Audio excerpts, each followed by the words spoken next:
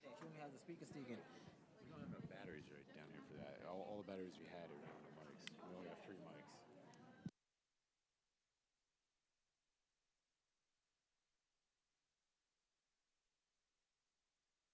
Can I get three XLRs?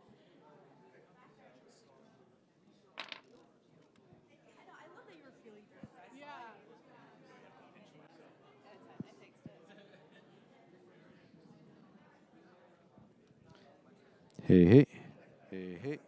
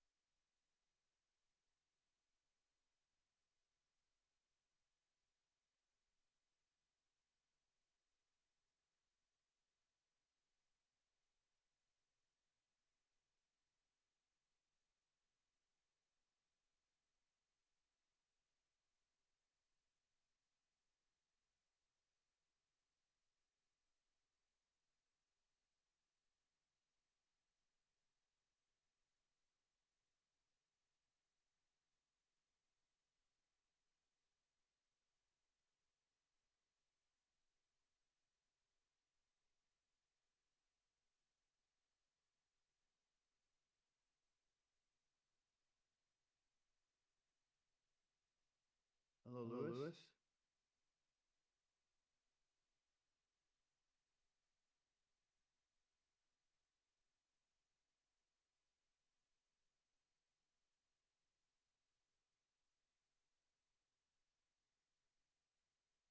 No audio on this end.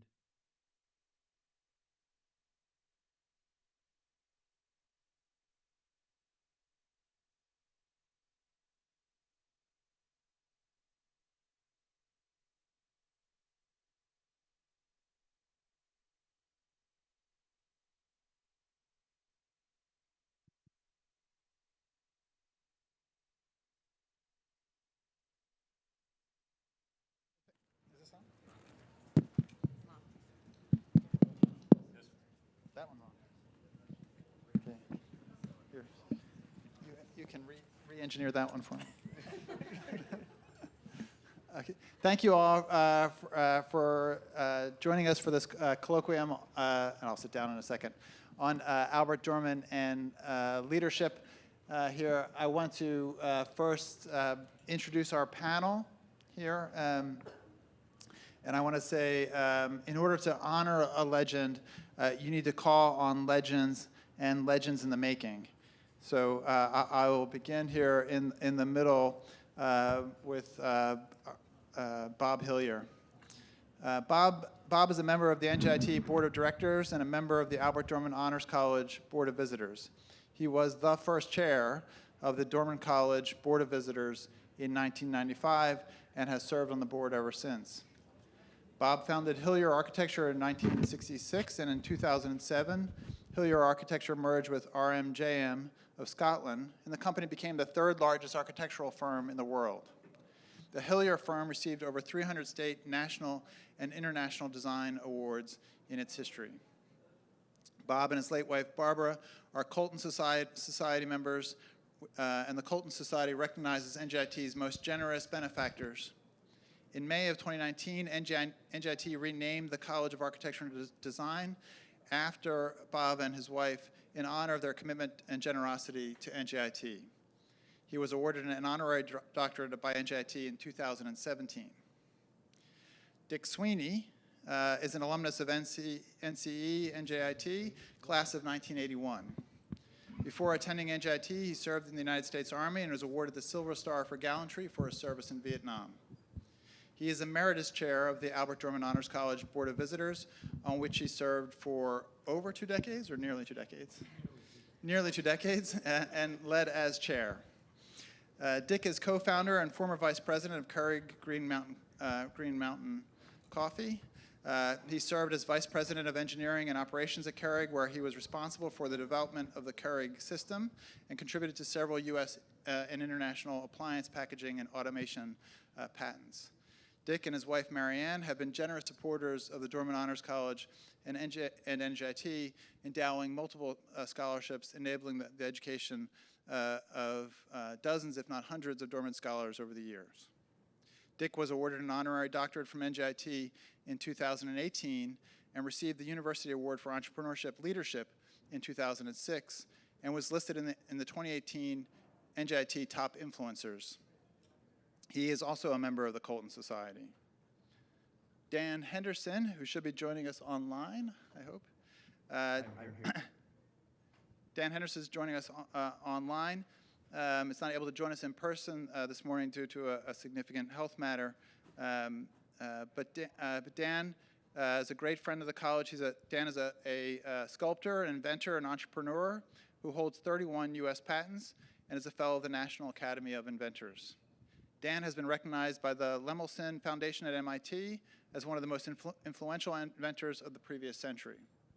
An early model of his device for picture, voice, and text in a portable phone. We have a better word for that now. In a portable phone is in the Smithsonian. Dan has served on the Dorman College Board of Visitors for over 2 decades, and he was recognized by NJIT with an honorary doctorate in 2012. Dan is also a member of the Colton Society. And Duraj Shah. Duraj Shah is a Dorman Honors College alumnus, class of 2000. Duraj graduated with a degree in computer information systems. In 2006, so I never realized it was so soon after you graduated. In 2006, Duraj founded AVAP, an industry-focused cross-platform management and technology consulting company. Since then, AVAP has grown to over 400 employees with multiple offices in the United States and an office in Chennai, India. In 2022, Duraj became general partner of Primera Capital, located in San Francisco. Duraj served on the Board of Visitors of the Dorman Honors College for 5 years before joining NJIT's Board of Trustees and the Board of Directors for NJI. He's the first honors alumnus to serve in those roles. He was the benefactor of the Faculty Fellows. He was the first benefactor for the Faculty Fellows program in the Dorman Honors College and helped us really launch that program. Sri Ganisetti, no pressure, Sri. Sri Ganisetti is a current Dorman Honors Scholar, class of 2025, majoring in electrical and computer engineering technology.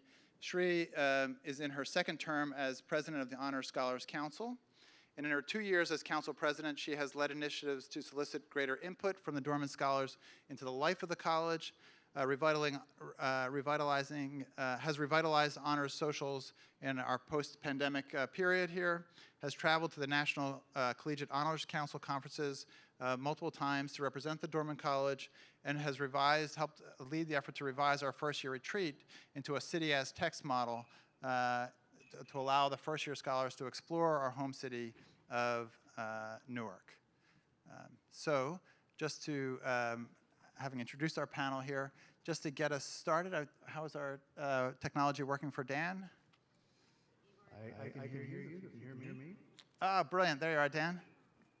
So, Dan, thank you for joining us remotely. Do you want to get us started here this morning, afternoon? I'd be delighted. Thank you very much. I first visited NJIT in 1994, a year before we founded Dorman Honors College. In fact, the tie that I'm wearing today was given to me by my friend and President Saul Fenster, who worked with Al Dorman to create the Dorman Honors College the following year. I was invited by Dr. Bloom and Joel and Diane, if you're there, hello, to join the Board of Visitors who serves the Albert Dorman Honors College 22 years ago.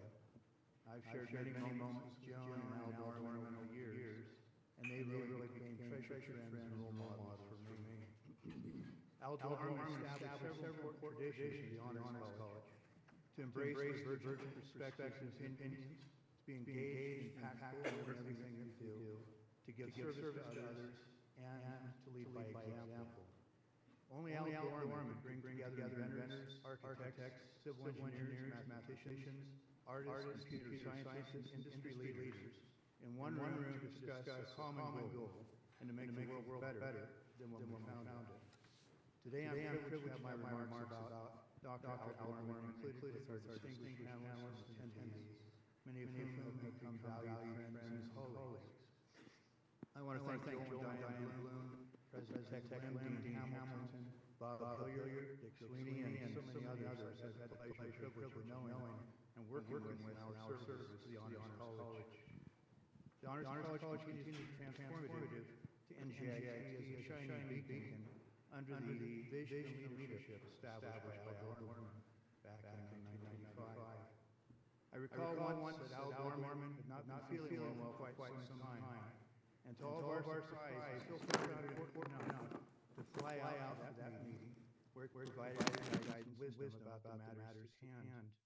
Afterwards, I asked Al how he was feeling, and with a signature wit and a twinkle in his eye, he replied, "I'm not in bad shape for the shape that I'm in.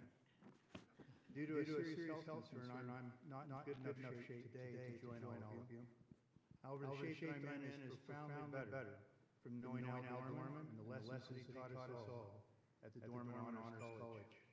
I thank you all for gathering to honor our friend Al Dorman for the impactful legacy and roadmap for the future that he left for all of us. Thank you for allowing me to celebrate with you remotely today."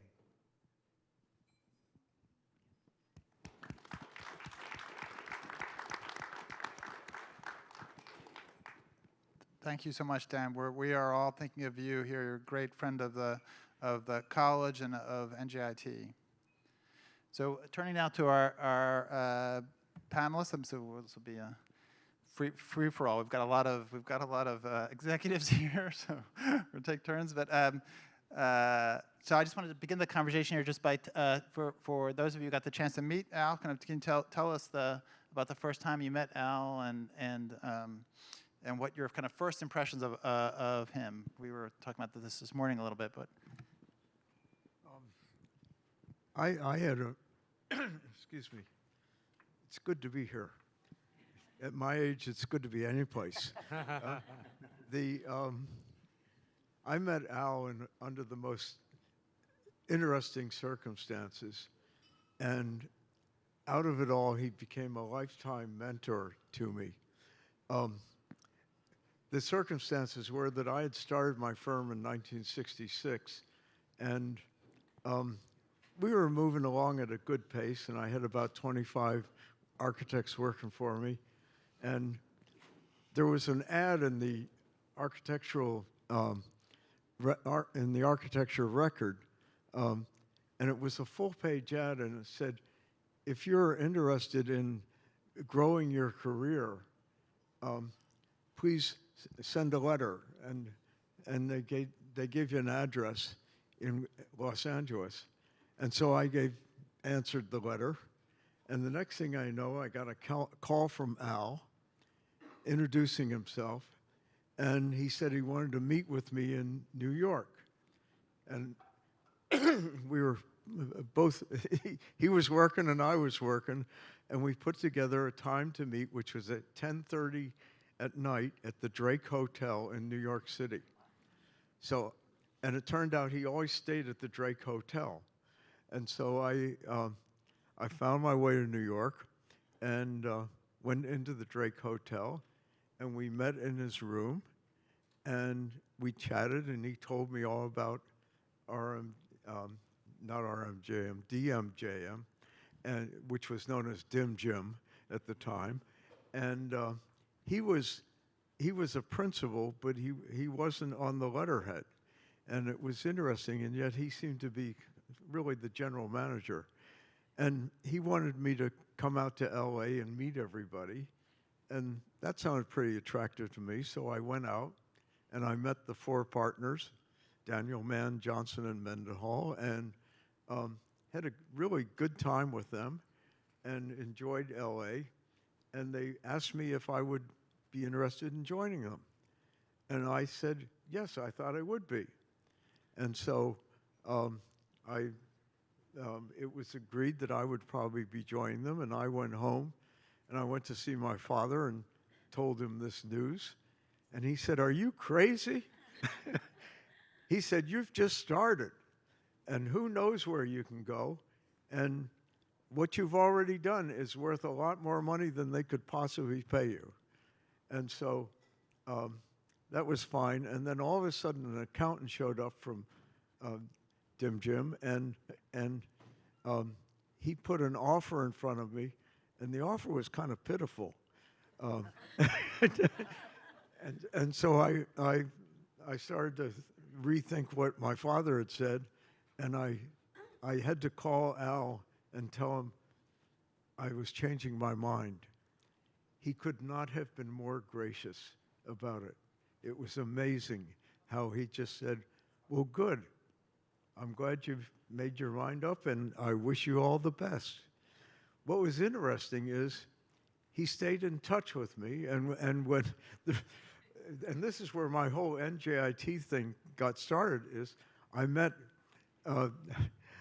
Joel because Al, when they were putting together the honors college, and he named me as the first head of the college. And I thought, wow, that was really nice of him. And so I met Joel, and we had a good time getting the honors college started.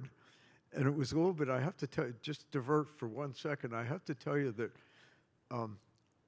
we did the architecture school, but we did the first, second, third, and fourth architecture schools as it grew.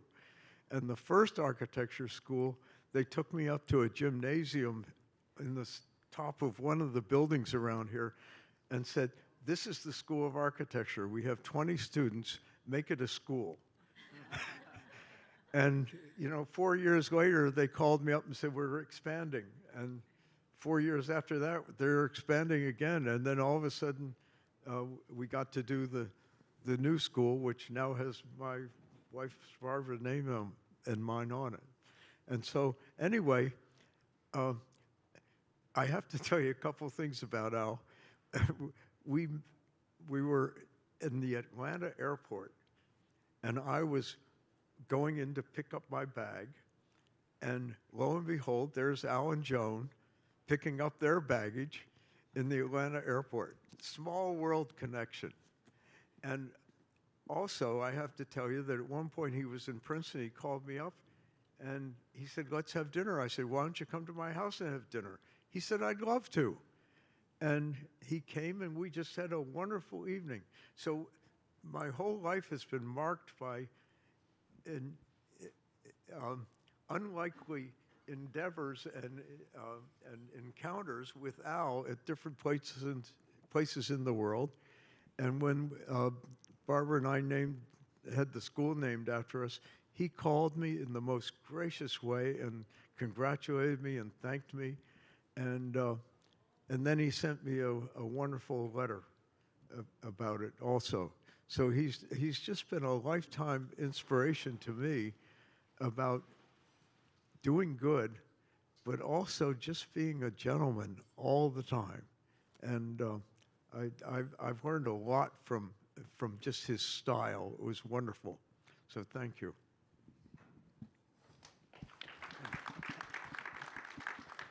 Dick, you want to go? Sure. Well, the connecting point is Joel, as usual.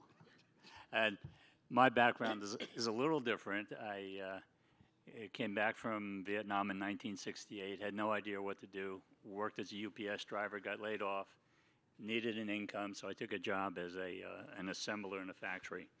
And almost instantly, I became totally intrigued with the whole process of manufacturing, that raw material comes in one door, 200 people do stuff, and a product goes out the other door. What makes all that happen?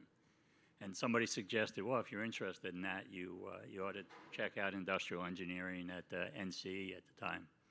So I'm from the New Jersey area, so NCE was always up there, very impressive. But I was a bold veteran and made application, and then about 2 weeks later, received my rejection notice.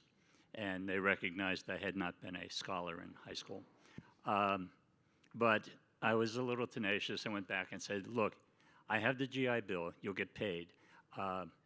If you give me a seat, and if you're right, I'm out of here in a semester, and if I'm right, you'll get a graduation fee. So that was in 1971, I think. In 1982, they got the graduation fee. But not long after that, I guess it was a while after that, I started this, co-founded this silly coffee company, you know. Back in 1993, 4, 5, everybody was getting venture capital money by having .com something. You could have .com blankety blank, and they'd throw $1 million at you. And we're coming into these really elaborate offices and saying, you know, we'd like a couple of $1 million because we have a great idea to make a cup of coffee out of a salad dressing cup. So they looked at us wondering what planet we were from. Needless to say, we did manage to get Keurig started, and it's become an incredible company, and still listed as one of the best companies to work for. And with all of the personal success I've had with it, the thing I really take a great deal of pride in is that I've had the opportunity in my career to help incubate something that's created jobs. So that's pretty cool. I think there are like 25,000 people plus that are working today for Keurig Dr. Pepper. But sometime after Keurig's early success, Dr. Bloom and Dr. Dietz reached out to me. I will leave it at that, Joel. And they were, the Honors College was getting in the way. Joel was the dean of the Honors College, and he said, how would you like to be on the Board of Visitors? I said, sure. I mean, that's, from whence I came, that was an amazing kick in my ego, to be quite honest, and yet a challenge, because had NCE at the time not taken a chance and allowed me to have a seat for a semester, he wouldn't have been talking to me, and a lot of people wouldn't have spoke to me. So we said, sure, I'd love to do it, and he said, well, you'll have to meet Al Dorman, and he'll be in town, and we're having dinner over at President Holton Kirk's house. And I first, not having met Al, knowing only a little bit by reputation, I was terrified. I thought, I'm being vetted by this guy.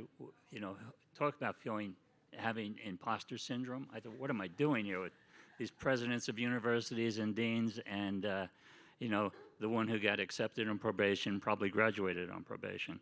But with all that said, Al was extraordinarily gracious, receptive, inquisitive, serious, and caring, and most importantly, well, before most importantly, he immediately had some recognition from my military service, which, if you were a veteran back in the 60s, you weren't really recognized for your military service, but humble. And Al was always very humble. What can we do to help? How are we going to build something? where are we going to get the resources? And more importantly, what do you need? I'll help you get the resources. Early on in my, as just a member of being a member of the Board of Visitors, a lot of the conversation was, how do we increase enrollment? How do we expand this? And I just quietly spoke up. I said, well, how can we expand it if we don't have a broader spectrum of honors colleges and we don't have the other colleges within the university buying into the whole concept of the honors program? And Al was endeared to me from that point on. He said, that's right, that's what we have to do.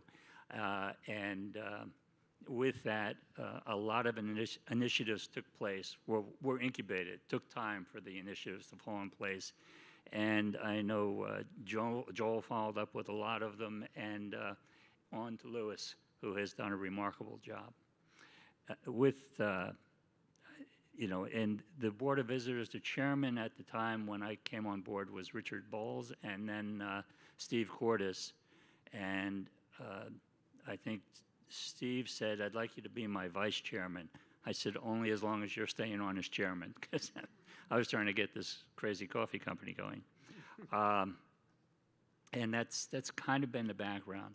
So fast forward, Joel has become the interim president of the university, and we had an interim dean of the Honors College, John, whose name escapes me, the delightful guy.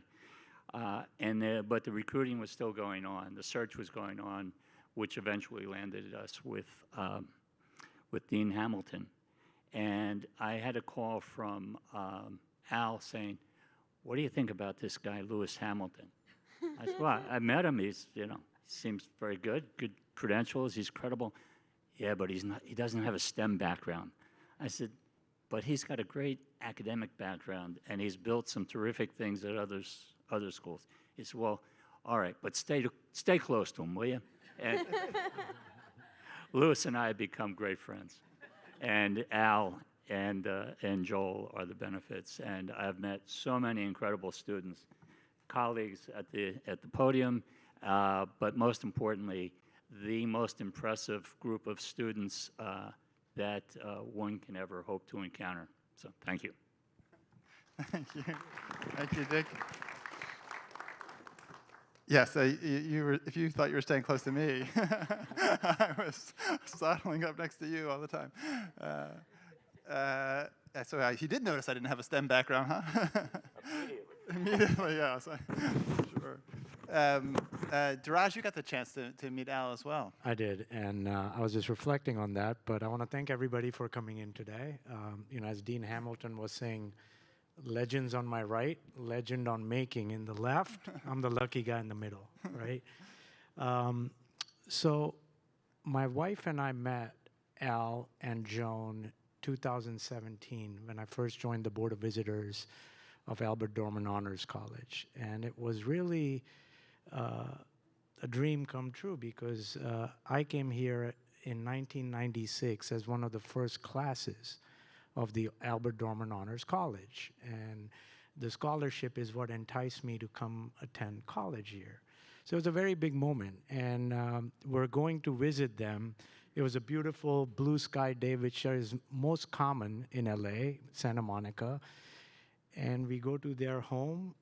We spend, the first half an hour just talking at their home. And then he says, we'll go out for lunch. I said, sure. I try to get my car because I'm thinking Al's 91, right? I just assumed that I'm going to be driving. Bad assumption, right? He immediately said, no, I'm driving.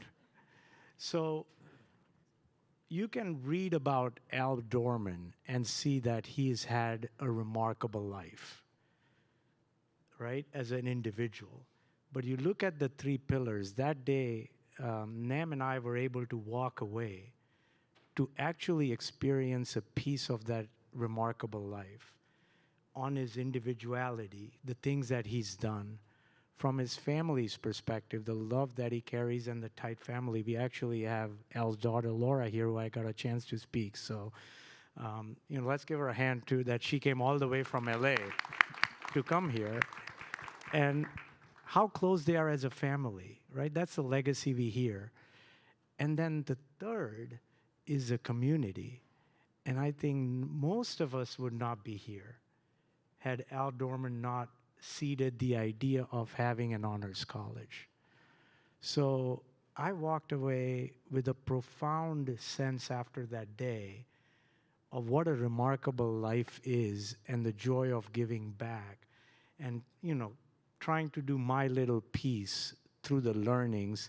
I was telling Laura how much I regret never having met Al after. We communicated via email several times, but when he came to New Jersey, I was traveling, and it's a regret I'll carry. And I'll share that with you so you don't ever have that regret, because you have a lot of very accomplished individuals here, right?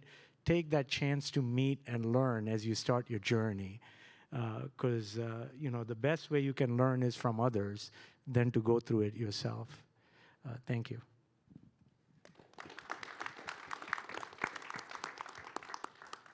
I think if we can bring in Dan quickly, just for there, excellent work. So I think we have to mute our microphone. I know. Our microphone. Oh, I was just muted. We'll mute our microphones and let Dan kind of about your first time meeting Al. I'm happy to. I share some of the comments that Dick mentioned earlier. Great sense of trepidation. He had a steely grip in a handshake, and he had this piercing look. He could see everything that you've ever done, everything that you failed to do.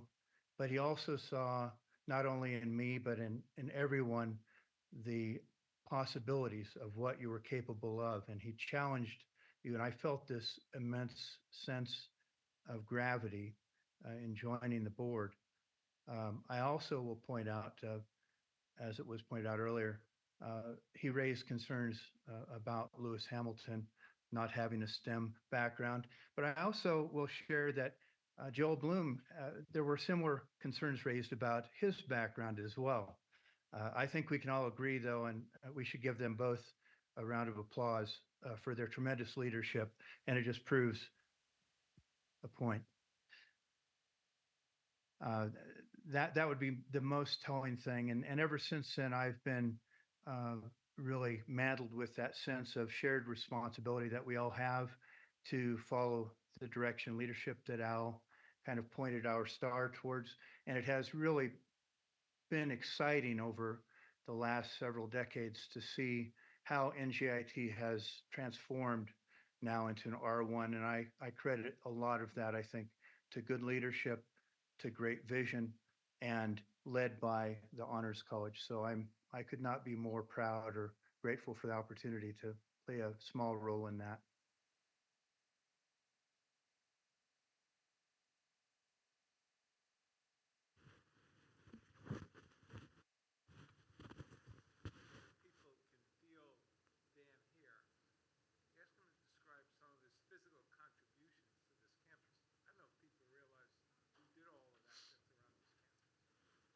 I think Dan, if you heard the question, so we will make you describe. If you could describe some of the incredible installations you have on campus that we all enjoy so much here. There's, I think, about 6 or 8 of your pieces on campus now. So. Well, I try not to have a big head, so you'll have to envision that those rocks came out of this head of mine and put them to good use. Uh, but yeah, that certainly I think is a good example of one of the things that Al really drove home: multidisciplinary collaboration, divergent opinions, and really bringing a lot of different disciplines and viewpoints on the world. In that particular case, the body of work for sculpture uh, was created after I had invented picture and video messaging in cell phones that we all use today back in 1993. And then in 2006, when Saddam Hussein was executed at the gallows, And then we saw that the prison guard, you may recall, had surreptitiously filmed that, and it was all over the internet for our children to see, not only the adult consumers of that.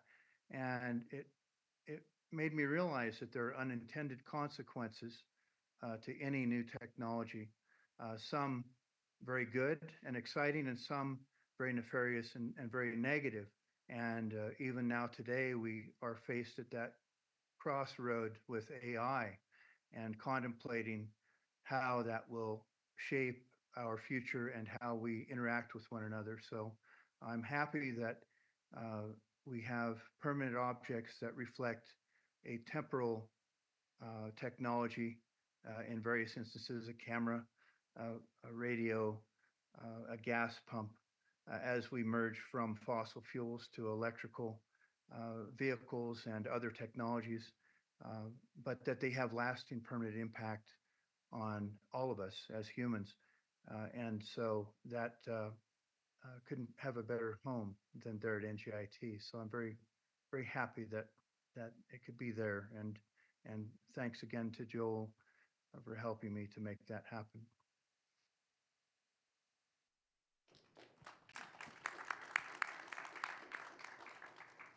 They are a beautiful contribution to campus. There are three beautiful pieces in the Agile Strategy Lab, and I know there's a lot of important university meetings that take place in the Agile Strategy Lab, and I'm sure I'm not the only one who has gotten through those meetings by contemplating those beautiful pieces, Dan. So we're deeply grateful for them on multiple levels. I will tell the story briefly of my first meeting Al Dorman, because it became a bit of a shock to me, because I came in, I had just been hired, and so I came to the April board meeting just to say hi. I thought it was going to be like, hi, I don't have a STEM degree, apparently was what I was there to say.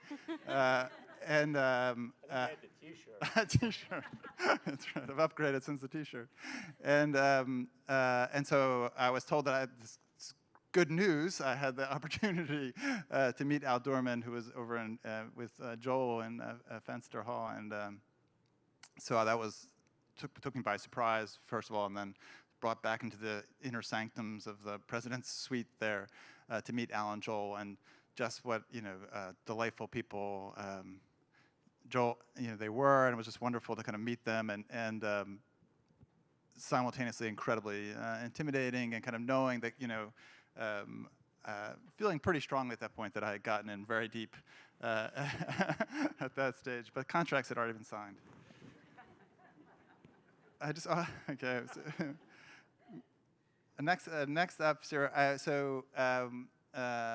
For the two of you, I had the chance to work with them, and Dan as well, for a chance to work with him on the board. So what was it? So you were the chair of the board when he was on the board. Right. What was that like? What was it like to work with Al kind of on the board? I think he had a vision. He just had a vision on what he wanted the Honors College to be, and he would just keep expressing it, and we kept trying to deliver it, and it was that simple. I would like to say, can I divert for 1 second? One thing that really amazed me was that when I was first talking to him, he had what he was doing was brilliant from a marketing standpoint with his company, because he had basically, like, I turned him down, but he ended up owning several architectural firms across the country. And with his sister, who was somewhat of a corporate planner or negotiator or whatever. She was an entrepreneur herself, but he let them keep their names, and on their letterhead there was this, in very fine print, an AECOM company. Very fine print. Otherwise, it was the Thomas Jones architectural firm. And so all those firms were operating under their own names for years, until the new leadership took over and they moved the firm to Dallas, and then they said everything's got to be AECOM. And now it's a whole different animal from a marketing standpoint. And it has a whole different set of challenges than it didn't have when it was just a bunch of little companies with their own name. And I just thought that was so smart of him because they were local and he was getting that local business, and yet they were all under his umbrella. So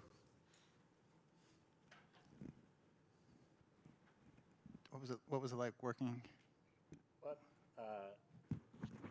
Al had, a couple of words of energy, intelligence, integrity, and this humility that just came across with anything you worked on. And he would present an idea, a vision, a dream, and set that bar at a high level, and yet he would draw you in to the point where you said, we've got to make this happen. We cannot disappoint him. He would set expectations on us that were broader than the expectations we had of ourselves, and we exceeded in an exponential fashion. And I'm running out of alliterations at that point. But no, he just set a high bar, and you wouldn't in any way do anything to let him down or disappoint him, because you'd be letting yourself down. And he could convey that, and you would internalize that vision, and it was always a remarkable, terrific vision. That's why we're all sitting here speaking of him, and we'll be speaking about him for generations. Amen to that. And Dan, if you can hear us, what was your experience like working with him on the board?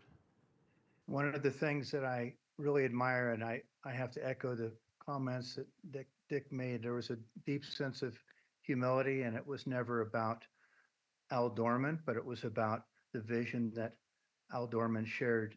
And I think really every board meeting that I attended and working with the fellow board members and also with the students, right? That's why we do this, is for the students, and that's why it has grown and been so successful. But I've always felt like each board meeting, each interaction, I always felt like I was better as a human being, and I grew as a professional. And it was a big pair of shoes to fill, to not show up for a meeting when someone in their 90s was guaranteed to be there flying across the country. I felt a profound sense of duty to be there and not let him down. And that's one of the things that I hope is going to endure, because that is what gives the Honors College its energy and the vitality that will continue on as in future generations, and why this little place in Newark, New Jersey could become one of the top 10 honors colleges in the country. Very impressive. And so, yeah, that would be my 2 cents on it. I want to turn our attention now kind of to, Shri and Diraj here. And so for Diraj, how has, and for Shri, how is your experience in the Honors College, helping shape you as a leader?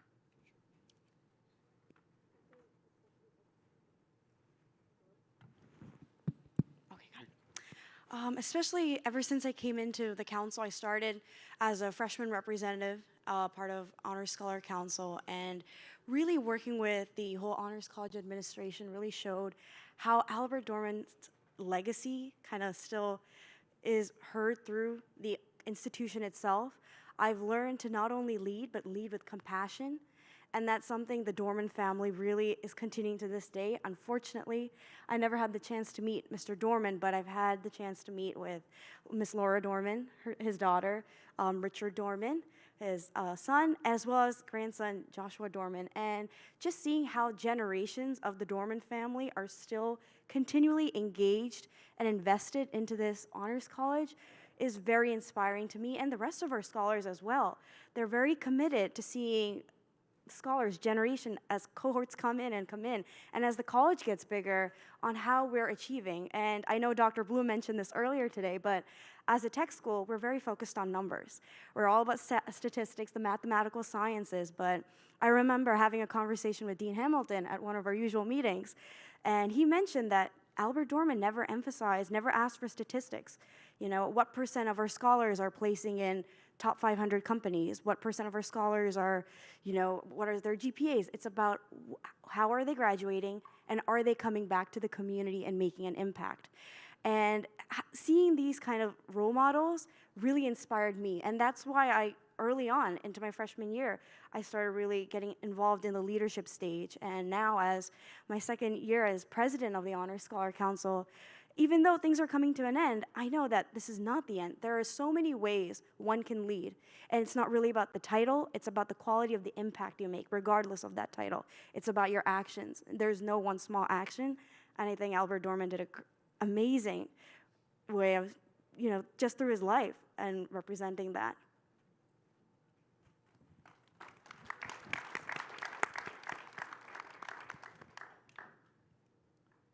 So, you know, going back when my journey started, Albert Dorman Honors College was just starting. And I was talking to Dr. Bloom. He was our first dean. And the office, or the Albert Dorman Honors College, was essentially the chemical room in Tiernan Hall. So if you walk into Tiernan Hall, that little chemical, that was the college, all of it, right? So we used to go in, and Dr. Bloom had an office, and I'll never forget. And look at where it is today from a college perspective, right? I know we have Mr. Martinson here, and you know he's given a very generous pledge to help get the dorms. So if you don't like your dorms, you can talk to him, right? Just in case. But one of the things that the Albert Dorman Honors College, going back, I'll never forget, we had an experiment tie-up with NASA. And we were doing a payload experiment where we were sending up payloads in the sky. And those kind of experiences weren't, I transferred from Fairleigh Dickinson. And it was a huge difference because of a lot of the programs and donations that were given to Albert Dorman Honors College. And today, you know, from our position to see not only the growth, what I can tell you is, if you've seen the NJIT strategic plan for 2030, Albert Dorman Honors College is right at the center of that nexus, right? We've grown from like 20 students to 600, right? From that one little room to 2 buildings, but that's gonna continue to grow because, you know, all of us see this as the shining, and all of you, you know, you'll be here someday in 10, 20, 30 years, and you'll come back and say, oh, remember we just had that one little dorm, and now look where we are. But that's a progression, and that's a legacy that will continue. And I hope you're taking advantage of all the things that exist today. The partnership with NJIT, VentureLink. There are many things that are available today, especially for the program abroad that Dean Hamilton fought to kind of put in place. And you know, going to Italy and learning is such a great experiential learning. So I encourage all of you to continue, as that'll just be great building blocks. Thank you. And so just for all the panelists here, and it is true, kind of, you know, maybe now I realize maybe Al didn't think I could do the math, but so he wasn't asking me about numbers, but he was really concerned about how our scholars were giving back, how our scholars were becoming leaders, what their commitments were to the university and to the community that surrounds them, and that was a real driving portion of our conversations. And so, you know, for all of our panelists, you know, what advice do you think Al would give to our Dorman scholars and to all of us here about, you know, what really makes a good leader?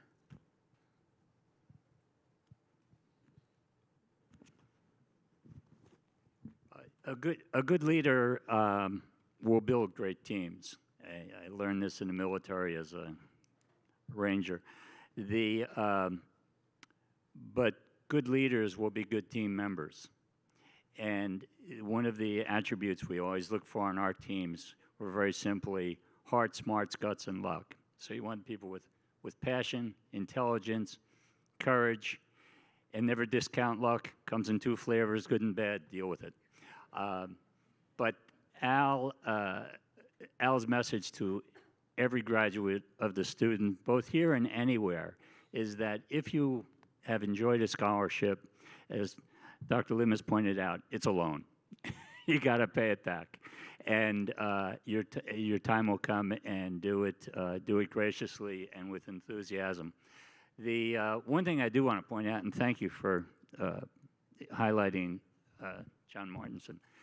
It wowed me when I first read of John's contribution to the school, and I thought, Air Force Academy grad, very involved with Purdue, an incredibly successful business career, and he selected NJIT. That speaks volumes for what this college is and where it's going. So thank you, John.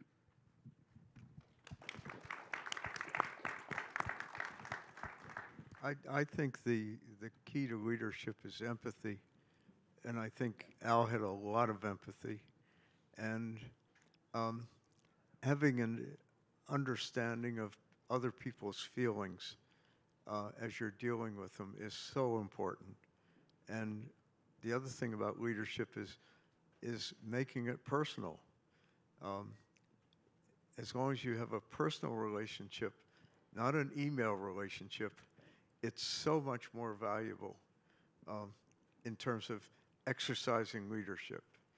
But in doing that, you have to get the feeling back of, are you on the same wavelength with the person you're leading? I think the key to being a leader is not being a leader. And what I mean by that is the ability to influence without authority. And I saw that with Al Dorman. You know, he was having the right intent and not the ego. He was having the right partnership, but not from a perception of giving it from a, I'm senior than you are, right? And when you drive from that perspective is what I learned. If you can influence the outcome without having authority, that's the ultimate sense of leadership, where you can collaboratively drive great outcomes together. That raises a good point. I found that you don't tell somebody what to do. You ask them, can you help me? And if you're asking them to help you, you're putting yourself at their level and saying, let's do something together. And that's what really brings people along with you. I've just found that saying, I want you to do this, doesn't get you anywhere near as far as, can you give me a hand? That's all.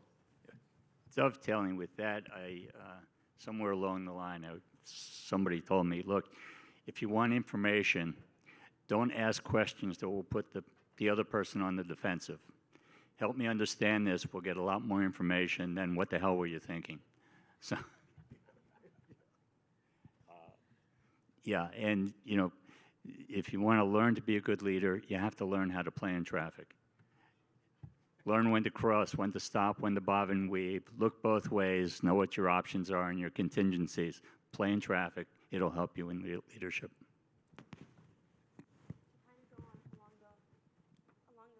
That. I think Albert Dorman's advice to become the best leader you could be is be humble. Learn to learn from other people and stay grounded. There's so much more that you can learn. And I think you can see that in Albert Dorman's career. If he knew that he knew everything, he wouldn't be able to have reached the highest heights that he did.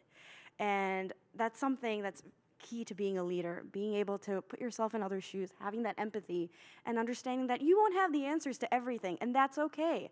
It's important to reach out, get those resources so you can work together and build a really cool solution that will reach thousands of people. And it's having that humility that will make one stay grounded and also willing to learn new things. And I think that's what the Honors College really pushes forward. We're teaching students and urging them to go through all this kind of experiential learning. And that's really to get out there and understand that our little bubble isn't our whole world. There's so much more to explore. Hence why we promote study abroad, learning different cultures, meeting new people, getting out of the small bubble that we're in, and understanding that there are a lot more other issues that our technical education here that the NJIT offers, that we can use those skills and get out there and make constructive solutions and an actual difference in our lives that Albert Dorman, has started that legacy for and that we should continue to put forth.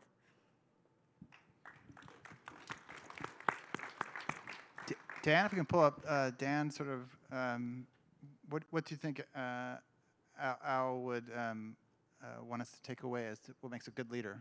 Asking for a friend. I will say there's probably no one more qualified than the panelists there to talk about leadership, but they all embody something that Al showed us in our tenure with the Honors College. And he'll be sorely missed in this regard. Here is a man that could work with kings, presidents, congressmen, senators, industry leaders, and yet he was at the exit giving advice, giving counsel, extending access to students and to all of us, sharing generously with his knowledge. And the lesson there was that he never viewed that any of what we do is transactional, but based upon relationships and collaboration. And it's a powerful force. I want to thank John Martinson as well. I've not had the pleasure, except by Zoom, to meet you, but that you put a stake in the ground and invested in the Honors College is a great investment that will yield tremendous leverage and rewards for this university moving forward for generations to come. That would be my parting shot on leadership. Thank you. Thank you, Dan. I really do believe that kind of, and from our conversations, my conversations with Al were focused around on the, on one, creating opportunities within the college for expanding the opportunities within the college. Who were we reaching in the community? Who were we bringing into the college? And then also, how were we reaching back out into the community? How were we being of service in the community? And as I was kind of thinking about all this in preparation today, I was reminded of something that Martin Luther King said, which is life's most persistent and urgent question is, what are you doing for others? What are you doing for others? And so my final kind of question for the panel here is, how do you think each of us can find a way, and how do you kind of continue to find a way? So how can each of us find a way that we can be of greatest service to society?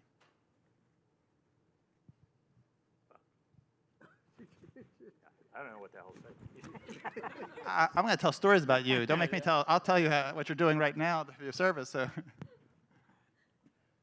I think the biggest service you can do is what Al taught us, which is give back. Just give back. I think it's amazing that Jeff Bezos says he's going to make sure he gives all of his money back before he dies, and I think that's wonderful, a wonderful intent, frankly, and so it's. I think it's just a matter of helping people realize their potential by just making it possible for them, which means you got to give back. One thing before I forget, because, at my age, my doctor told me the good news is you'll never be diagnosed with early onset of anything. But we've been speaking about Al respectfully and with great acumen, but it was part of an equation, and it was Al and Joan, and it was, I can think of only a handful of occasions where it was only Al. Joan was either always at the table, always just outside, in the line, listening, talking, meeting and greeting and welcoming everyone. So it's Al and Joan, we're the equation. And we're all honored to have known them. And what was the other question? How we give back. How to greatest service to society. Yeah. Greatest service to society. Just, be a responsible citizen every day, regardless of where you're at. You're not the center of the universe. In fact, you're a speck. And had the honor early this month to be in the path of totality for the eclipse, and you realize, man, there's a whole lot going on out there, and we are really insignificant little blips of light. I'm retired now, and I became part of our local Rotary, which is just a good service organization. You find out what's going on in the community. You put out the picnic tables. You sell Christmas trees. You work on blood drives.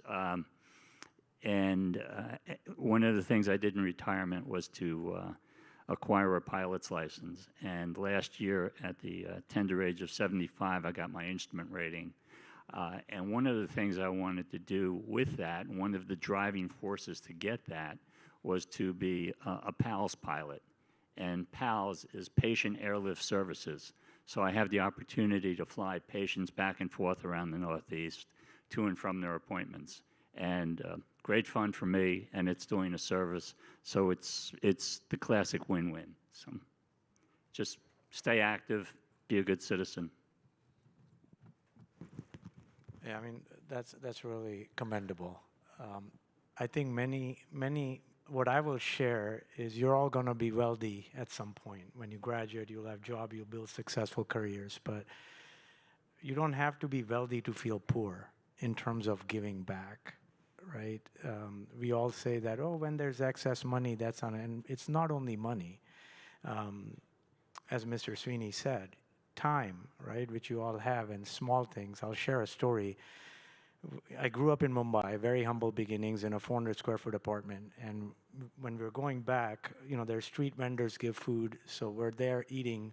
Me and my wife are eating, and two little boys, 8 and 7, come up, and they're beggars. They come and beg, and I say, nope. When you grow up around poverty, you seem to accept it. So I completely ignored, and I just said, nope, not giving money, because that's how it was programmed. So they persist, and then they say, how about food? I've not eaten anything. I said, sure. I'll give you the food that we're eating. So I asked, whatever we were eating be served to them. Through that eating food, we have some conversations, and they say, can I get some bread or, to take home? So I said, they had me by now, right, through the conversation. So I said, sure. So we go walk to the store, and I saw their feet, and they were wearing no shoes or flip-flops. And they were completely covered in mud, right? So I come across, there's a shoe store right across. So then I tell them, let me buy you guys a pair of shoes. So they're fully excited by now. They got chocolates, they're eat, right? And we go there, and they're walking in front of me, and the shopkeeper says, get out, before they even step in, because he assumes they're going in to beg. And I say, no, they're with me. We're just, sorry, sir, sorry. So they go in, and they're like my kids. They're so excited, right? They're looking at every pair of shoes, and then they pick the pair of shoes. Now, the magic I saw that day that I want to share with you is the shop completely changed. The workers there were so engaged with what happened that they went in, cleansed their feet. They're changing their shoes, giving them socks. And it was like Christmas or Hanukkah or Diwali, right? Because just that little act changed everything around. And that's what made me realize the power of giving back doesn't have to be monetary or wait until you've struck it big. Each one of us can do something profound in a small way. And if we do that, right, that's what will add up to, and you'll feel rich, I guarantee you that, because that changed my life, that experience, to start looking outwardly and change the course of my life to start engaging in different ways of service. So I'd say start engaging today. In my opinion, I think one can be the best service to their community by being appreciative of your own blessings, counting your blessings, and being appreciative of what you have, because it's important to be aware that not everyone has those kind of same resources. And in a way, I learned that when I came to NJIT. I learned that being a Dorman scholar has equipped me with so many resources that some scholars don't have. And I made it a priority of mine to make sure that I can actively work to ensure that other scholars make use of those other resources as well. And I found that as through the Honors Student Council platform. I really worked to see that ensure that other students have opportunities such as study abroad, internships and co-ops, a robust academic curriculum through honors courses, because I was really grateful for the opportunities that I had. And I had the empathy, and I wanted to make sure that other scholars had those same opportunities, because they are life-changing. They're absolutely life-changing. Personally, I've grown so much, professionally and personally, and I've made absolutely rewarding relationships, friendships, and I made memories that I'll never forget, and it's really changed me into a better person. And I'll take these lessons when I go forward into my professional career. But it's really about staying humble and understanding that not everyone else might have the resources that you have, and it's important to be grateful that you have the access to these resources, and also actively work to ensure that other people as well have these equitable resources as well. And that's how you can be a good citizen, like Mr. Sweeney mentioned before. Thank you. Dan, do you want the last word on this question? Well, certainly not the best word, but I think that I've learned through this experience that every one of us has some combination of time, talent, and treasure. And at different points in our career, we have different amounts of each of those. The university at NJIT has really been a leader, I think, in terms of teaching that by practicing what we preach. And one of the great things about the Dorman Honors College is that you get firsthand to see what the value of being a small part of solving the grand challenges in the world, whether it be hunger, global warming, forever chemicals, clean drinking water, or other issues. And so the more that we're able to give of our time, talent, and treasure, and being a part of the solution instead of just letting someone else do that, I think that's what Al Dorman would expect of each of us. And that's the key, really. So that would be my comment. Thank you, Dan. So thank you to our panelists here today. We have one other things we want to do here. So Richard, if you would join me on this stage. Tamara, if you could grab those small items for me.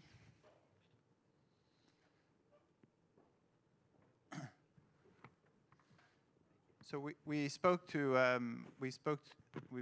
the board has been, Richard Schatzberg, I'm sorry, this is Richard's, right? Richard Schatzberg is the chairman of the Dorman College Board of Visitors right now, and it's been a great pleasure to serve with Richard. Now, this is your third year as chair? Third year. It's been a great pleasure working with Richard on the board, and we want to. The board initiated a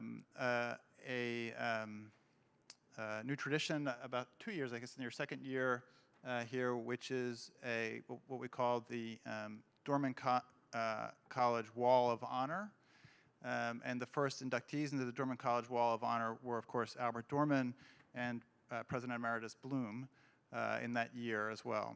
And so today we'd like to induct our third, fourth, and fifth member into the Dorman Wall of Honor. So if could have the... Louis, could I just take 1 minute? I just wanted 100%. To also tell my story of the first time I met Al Dorman. Oh, yeah, please. So I had just been voted onto the board and thanks to Joel and Mike Smith and others. And I joined this meeting for the first time, and I had read about Al. So you heard Al was intimidating to meet. So I meet Al, and we're sitting in the board meeting, and Al raises his hand in the middle of the meeting and says, "I want you to look around the room at yourself and tell me what you see." And the room went quiet, and Al said, "I see a bunch of white men."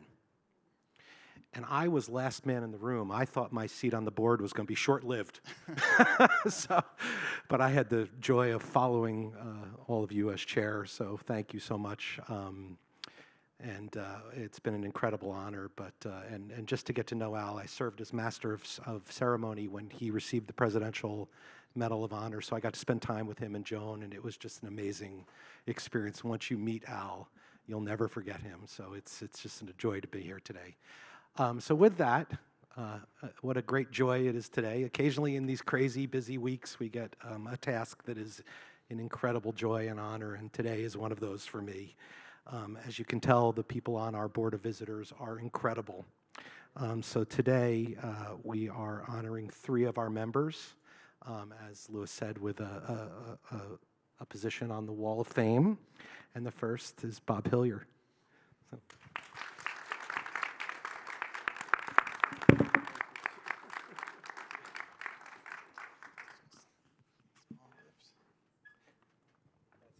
Favorite bottle on martini. It should have been. It should have been. I wish I could say that was a tall bottle of gin.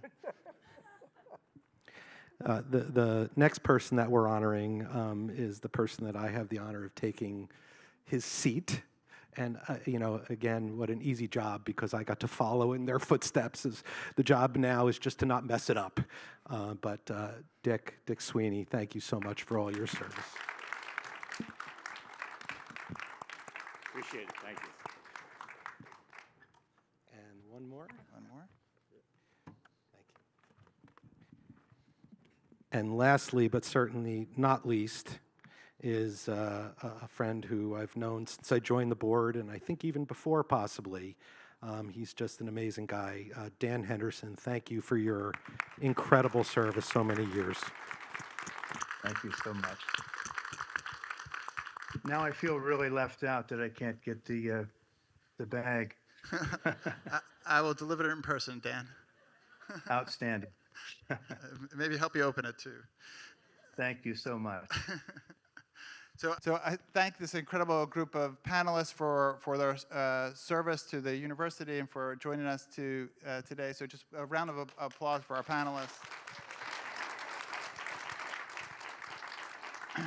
And a round of applause, please, in memory of Al Dorman and the incredible contribution and legacy he has here, and our long and ongoing relationship with the incredible family, the Dorman family. So thank you to Laura and the Dorman family.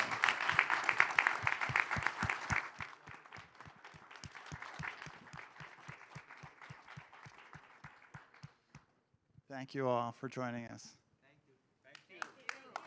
Thank you, Louis. Thank you all.